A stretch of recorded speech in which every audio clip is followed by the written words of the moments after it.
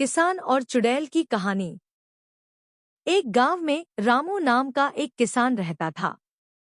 वह मेहनती और दयालु था, लेकिन उसकी फसल हमेशा बर्बाद हो जाती थी।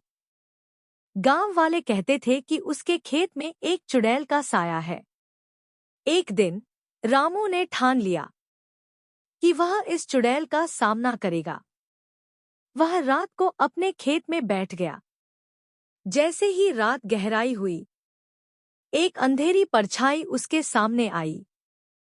वह चुड़ैल थी, जो डरावनी दिखती थी। रामू ने हिम्मत जुटाकर कहा, तुम मेरी फसल क्यों बर्बाद करती हो? चुड़ैल ने मुस्कुराते हुए जवाब दिया, मैं सिर्फ तुम्हें सिखाना चाहती हूँ कि मेहनत और ज्ञान दोनों जरूरी हैं। रामू ने पूछा, तो मैं क्या करूं? चुड़ैल ने उसे खेती के नए तरीके सिखाने का वादा किया। अगले दिन से रामू ने उसके बताए अनुसार काम करना शुरू किया।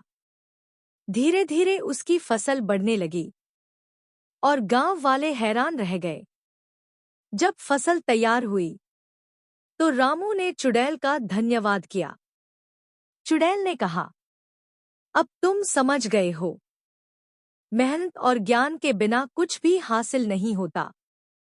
उस दिन के बाद से रामू ने न केवल अपनी फसलें बढ़ाई, बल्कि गांव के बाकी किसानों को भी खेती के नए तरीके सिखाए।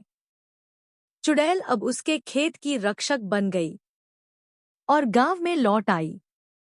इस तरह रामू ने न केवल अपनी जिंदगी बदली, बल्कि अपने गांव के लिए भी एक नई शुरुआत की। चुड़ैल ने सिखाया कि डरने से कुछ नहीं होता, बल्कि ज्ञान और मेहनत से हम अपने जीवन को बेहतर बना सकते हैं।